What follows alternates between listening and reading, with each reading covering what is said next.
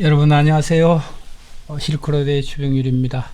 우리 시대의 시읽기, 오늘이 그 22번째 시간이고, 또한 김선우 시인의 시집 내 몸속에 잠든 이 누구신가 라고 하는 이 좋은 시집을 살펴보는 마지막 시간입니다. 자, 오늘 여러분들과 함께 감상해보고 싶은 시는 뻘에 울다라고 하는 시입니다. 뻘에 울다. 김선호의 전체 시가 우리들로 하여금 많은 생각을 하게 하는 시지만, 특히 이 뻘에 울다라고 하는 시는 여러분들과 저 또한 많은 생각을 하지 않겠는가라고 하는 생각이 듭니다. 오늘이 벌써 2월입니다. 그 추웠던 1월, 올 겨울, 그 추위가 이제 서서히 저물어 갑니다. 머지않아 이제 따뜻한 봄이 올 테고, 입춘도 되고, 또 봄 기운이 온전히 돌아서 온 천지가 이렇게 풀리지 않겠는가, 그런 생각을 합니다. 자, 우선 뻘에 울다라고 하는 시 한 편을 감상하시고 얘기를 이어가도록 하겠습니다.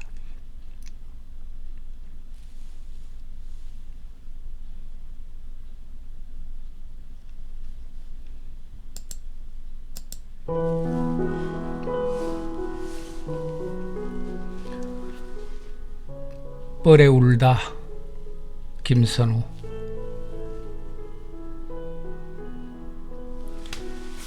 씨앗 사람들을 데리고 도요새 때 여길 지나갔네. 비 많이 와 늙은 도요의 눈속이 흠뻑 젖어 있었네.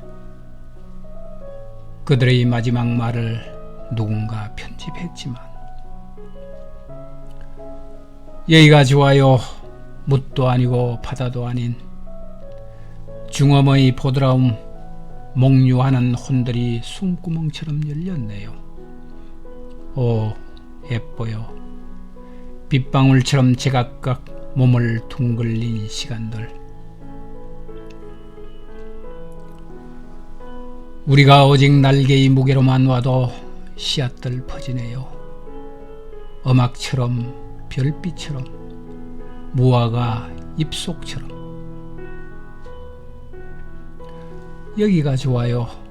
묻히기도 하고 바다이기도 한 살가운 접촉, 흔적이 흔적 속에 잘 스며들어 당신이 나를 낳기 좋은 아침이 왔죠.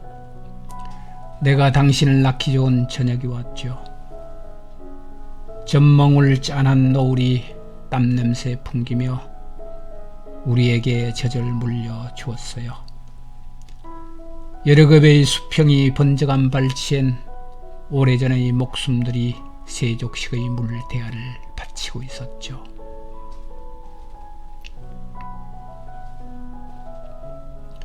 이 틈이 좋아요. 내 살과 당신의 살 사이, 서로 다른 육즙의 신선한 향내, 무트로도 가고 바다로도 가는, 여기는 시들지 않는 신접 살림이 바람개비처럼 까불거리고,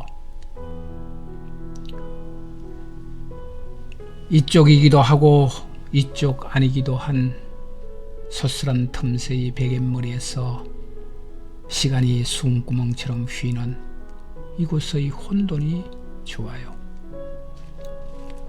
우리가 오직 날개의 무게로만 와도 날갯짓 아슬한 혼돈의 파도가 하늘 어딘가 상한 데를 쓰다듬고 온 것처럼, 우리가 모르는 사이 그런 것처럼, 묵과 바다 사이 이토록 모호한, 어디에든 속하고 어디에도 속하지 않은 이 드넓은 틈 사이에 씨앗 사람들을 내려놓을게요. 그런데 혹시 이 모호함이 두려운가요? 그래서 자꾸 딱딱해지고 싶은 건가요?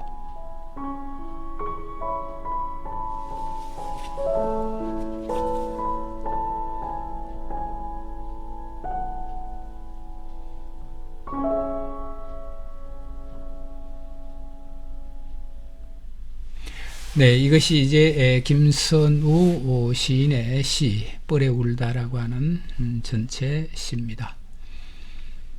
우선 시 얘기하기 전에 뻘 또는 펄이라고 얘기하나요? 우리나라 연안에 분포되어 있는 갯벌의 다른 이름입니다. 아마 그 갯벌이 발달하게 된 지역은 서해 또는 남해 일부 뭐 이런 쪽일 텐데 세계적으로도 우리나라만큼 이 갯벌이 잘 발달된 해안이 없다고 그래요. 우리 해안처럼 이렇게 발달된 해안이 없다고 그럽니다. 근데 그 갯벌이라고 하는 곳에는 모든 그 생명체들이 살잖아요. 우리가 뭐 바다 생산물입니까? 그런 것들을 보더라도 소금도 그렇고요. 또 뭐 조개라든가 그곳에서 나는 생산물들이 이루 말할 수 없이 우리들의 식탁을 풍요롭게 하고 사람들을 살찌우고 그렇습니다. 그만큼 귀중한 생명의 보고고 또 우리들로 하여금 뭐라 그럴까요? 그 자연의 위대함 이런 것들을 생각하게 하는 장소가 바로 뻘입니다. 자, 거기에 대해서 김선우 시인이 이제 이렇게 말씀을 하셨는데요. 여러분들은 어디가 좋은가요? 여기가 좋아요 이렇게 얘기를 하는 것은 뭐 물론 펄에 대한 그 생명성 이런 것들을 다분히 내포하고 있는 얘기이긴 하지만 여러분들이 사는 공간 정말 여러분들이 계시는 그 공간이 좋은지 여쭤보고 싶습니다. 저 역시도 늘 여기에 살죠. 이곳에 살면서도 반문을 합니다. 정말 좋은가 여기가 정말 좋은가 여기가 내 발을 부드럽게 감싸주고 내가 여기에 정착할 수 있는 그곳이 맞나 뭐 이런 생각을 할 때가 참 많습니다. 자, 시를 하나하나 들여다보면서 같이 생각을 해 보도록 하겠습니다. 씨앗 사람들을 데리고 이렇게 얘기를 하고 있습니다. 참 재미있는 표현들이죠. 씨앗 사람들이라고 얘기를 하고 있습니다. 아마 그 갯벌에는 무수한 생명성 이런 것들을 지칭할 텐데 씨앗 사람들을 데리고 도요새 때 여길 지나갔네. 한 대상화시키는 거죠. 도요새 때 도요새뿐만 아니라 많은 철새들이 또는 그 조수간만의 차이가 우리는 심하잖아요. 조수간만의 그 차이를 이용해서 밀물과 그 날물인가요? 밀물, 날물, 슬물입니다. 그런 것들을 통해서 풍부한 영양분이 공급이 되고 그 영양분을 따라서 또 많은 생명체들이 거기에 기대어 살고 있습니다. 인간도 마찬가지입니다. 비만이와 늙은 도요의 눈속이 흠뻑 젖어 있었네. 그들의 마지막 말을 누군가 편집했지만 이렇게 얘기를 하고 있는데 아마 이 부분은 글쎄요 뭐 미루어 짐작하건대 김선우 시인이 우리가 개발이라고 하는 것 특히 이제 특정의 지정을 좀 얘기해서 말씀을 드리자면 새만금 개발이죠. 이런 것들에 대해서 굉장히 그 눈살을 찌푸릴 만큼 부정적인 그런 세계관 시각을 갖고 있지 않는가 이런 생각이 듭니다. 그래서 그들의 마지막 말을 누구의 말인가요? 도요새 때와 그 많은 생명들의 말을 누군가는 의도적으로 자기 목적성을 통해서 편집했다 이런 얘기거든요. 그것이 바로 개발이라고 하는 일종의 목적입니다. 그 목적에 의해서 무수히 희생된 또는 그것이 파괴된 이런 현장에 대한 안타까움 그런 것들을 노래한 것이 아닌가 이런 생각을 하게 됩니다. 이제 그런 부분들은 아마 이제 후대 역사가들이 또 긍정적인 면과 부정적인 면 이런 것들을 또 역사적으로 기술을 할 겁니다. 우리는 다만 김선호 시인이 얘기하고 있는 그 세계관 또는 제 현상에 대해서만 좀 관심을 가져봤으면 싶습니다. 여기가 좋아요. 묻도 아니고 바다도 아닌 이렇게 얘기를 하고 있잖아요. 중엄이라고 얘기를 했습니다. 중엄, 땅도 아니고 하늘 끝도 아닌 그 중엄입니다. 그렇다면 그런 거죠. 우리 양단이라고 얘기를 하잖아요. 우린 늘 양단을 생각합니다. 이곳이냐 저곳이냐, 이거냐 저거냐, 내 편이냐 네 편이냐.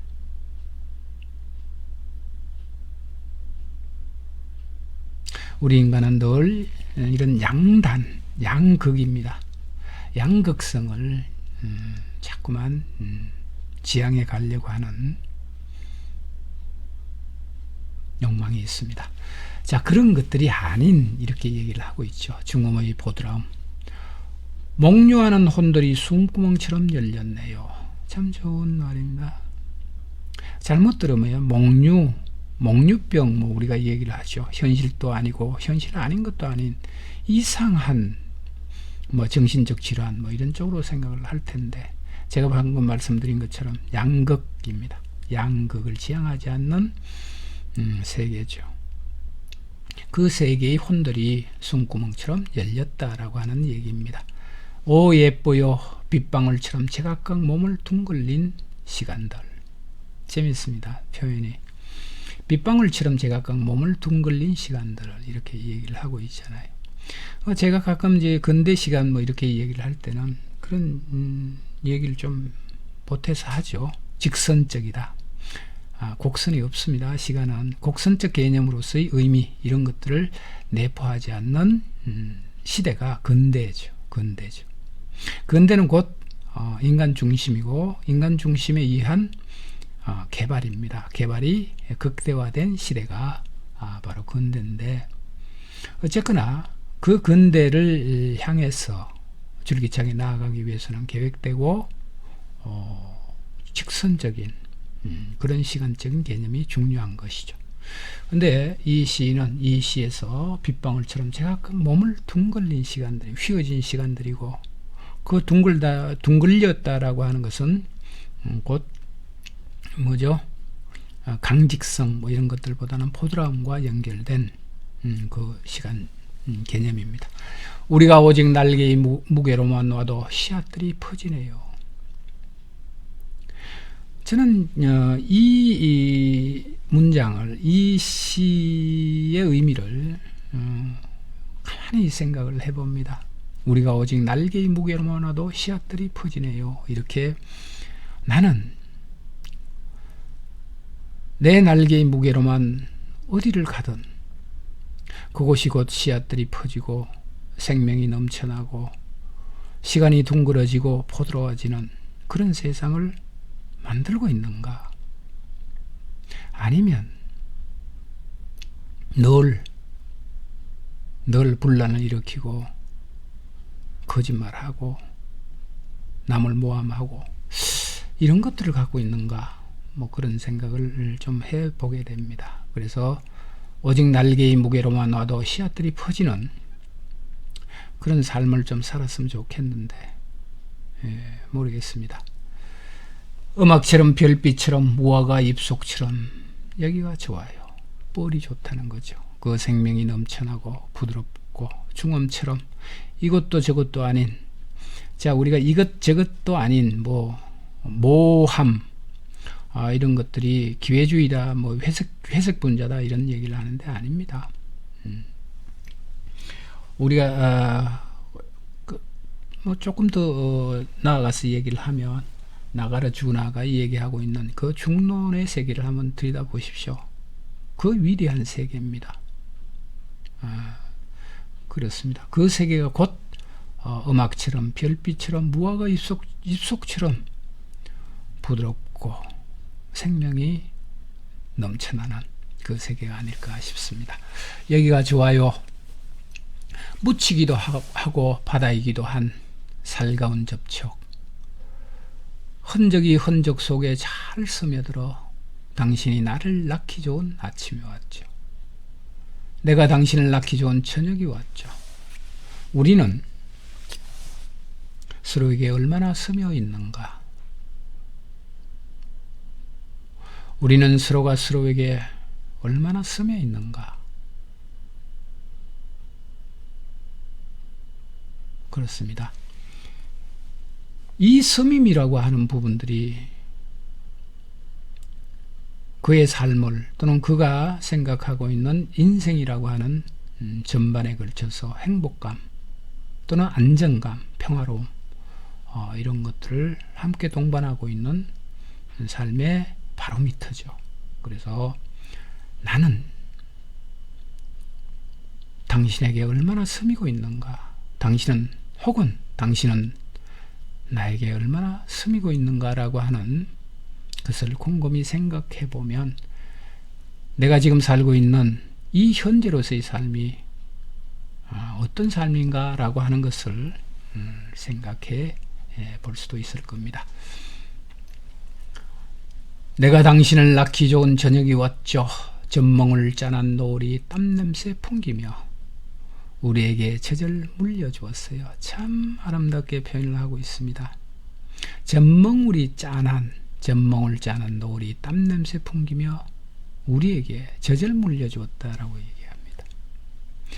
아마 시인은 미로 짐작컨대 노을이 지는 그 황혼 무렵에 새만금을 거닐면서 이 시를 구상하고 완성했지 않는가 이런 생각이 듭니다. 여러 급의 수평이 번쩍한 발치엔 오래전의 목숨들이 세족식의 물대야를 바치고 있었죠. 수평이 번쩍한 발치엔 오래전의 목숨들이 세족식의 물대야를 바치고 있었다. 참 좋습니다. 자, 여러분들 우리 수평선이라고 하잖아요. 우리나라는 뭐 지평선을 찾아보기가 좀 힘든데 아마 굳이 이렇게 우리가 지평의 개념을 좀 얘기를 해보라고 한다면 전라도 김제가 있나요? 전북 김제인가요? 김제, 평야를 우린 대표적인 지평선이 보이는 유일무이한 우리나라의 국토다 이렇게 볼 수 있는데 우리나라는 지금 삼면이 바다죠. 삼면이 바다입니다. 바다 어디에 가더라도 수평선이 아스라이 보입니다. 그 수평선이 가까워지기도 하고 멀어지기도 하고 그렇습니다. 그런 풍경에 대한 얘기를 참 아름답게 표현을 해내고 있습니다. 수평이 번쩍한 발치엔 오래전의 목숨들이 세족식의 물대야를 바치고 있었죠. 이렇게 얘기를 하고 있는데 수평이라고 하는 것, 물론 수평선의 개념도 있겠지만 수평이라고 하는 개념은 차이를 두지 않음 이런 거죠. 너와 나라고 하는 분별, 차이 이런 것들을 갖지 않는 삶입니다. 세상이죠. 그래서 그 텀이 좋다라고 얘기를 하고 있습니다. 아마 여러분들 갯벌 이렇게 가보시면 그런 거를 보잖아요. 예를 들어서 무슨 주름처럼 이렇게 포개져서 있는 광경들을 보잖아요. 주름. 갯벌에 이렇게 물살이 이렇게 밀려오거나 밀려가면서 생긴 그 주름입니다. 그 주름들. 그 틈이 좋다는 거죠. 그 모든 틈. 우리는 그런 하나가 된다 라고 하는 것은 우리 전통적인 말이 그런 거 있나요? 몸과 마음이 하나가 돼야 된다. 그걸 뭐라고 하죠? 결혼할 때 뭐라고 얘기하잖아요. 검은 머리가 팥불이 되도록 뭐 그 얘기 있어. 전통적인 얘기, 뭐 관용적인 얘기죠. 그런 얘기들이. 그 얘기 속에도 이 텀이라고 하는 것이 굉장히 중요합니다. 텀은 서로에 대한 존중이고 존경이거든요. 존중입니다. 그 삶의 존엄이라고 하는 것 이런 것들을 각자가 가지고 있는 그 존엄을 인정해 줄 때 비로소 그 사랑과 그 존재와 또 다른 존재 사이에는 아주 그 공기가 통하고 하는 틈이 생깁니다.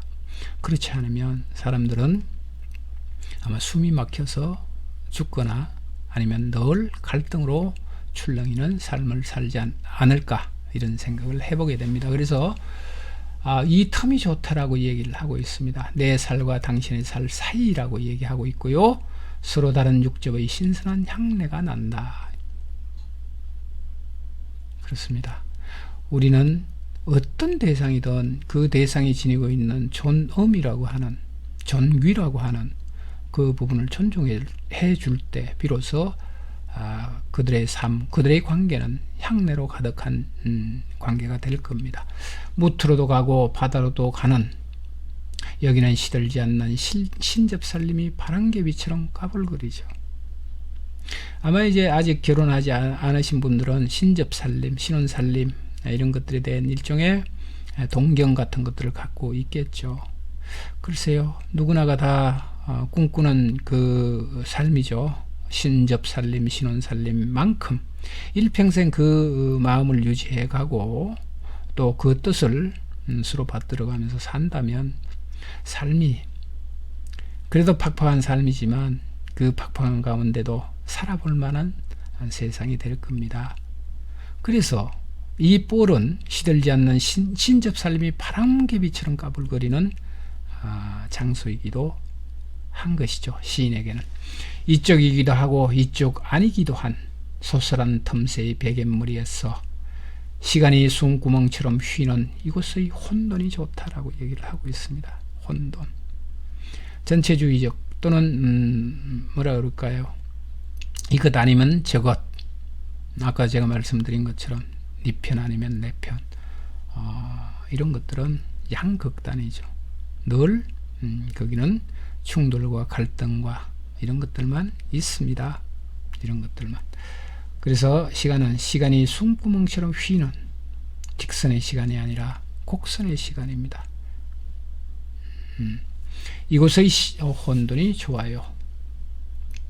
우리가 오직 날개의 무게로만 와도 날갯짓 아슬한 혼돈의 파도가 하늘 어딘가 상한 데를 쓰다듬고, 오직 날개의 무게로만 와도 날갯짓 아슬한 혼돈의 파도가 하늘 어딘가 상한 데를 쓰다듬는 세상입니다. 그 세상이 곧 뻘에 그 펼쳐진 무한 생명이 영위되는 세상이 아니겠습니까? 온 것처럼 우리가 모르는 사이 그런 것처럼 묵과 바다 사이 이토록 모호한, 어디에도 속하고 어디에도 속하지 않은 이 드넓은 틈 사이에 씨앗 사람들을 내려 놓을게요. 자, 마지막에 이렇게 보면, 그런데 혹시 이 모함이 두려운가요? 그래서 자꾸 딱딱해지고 싶은 건가요? 이렇게 반문을 하고 있습니다. 모함이 두렵다. 모함이 두려운 사람들, 또는 자꾸 딱딱해, 그래서 딱딱해지고 경직되고 공격적이 되고 긴장하고 그런 거 아니겠습니까? 자, 여기는 아까 제가 말씀드린 것처럼 새만금 갯벌엔 해마다 수십만 마리의 도요새가 지나간다. 간척사업 이전의 얘기다, 이렇게 얘기를 하고 있는데, 아마 해가 지는 그 새만금이라고 하는 연안을 거닐면서 시인이 이 시를 썼지 않은가 생각이 듭니다. 자, 이것으로서 이제 김선우 시인의 시집 내 몸속에 잠든 이 누구신가 라고 하는 시집에 실린 시 5편을 여러분들과 같이 감상을 해 봤습니다. 자, 다음 주에는 더 좋은 시, 또 우리들로 하여금 많은 것들을 공감하게 하고 감동을 함께 가질 수 있는 시를 통해서 다시 만나 뵙도록 하겠습니다. 여러분 감사합니다. 안녕히 계십시오.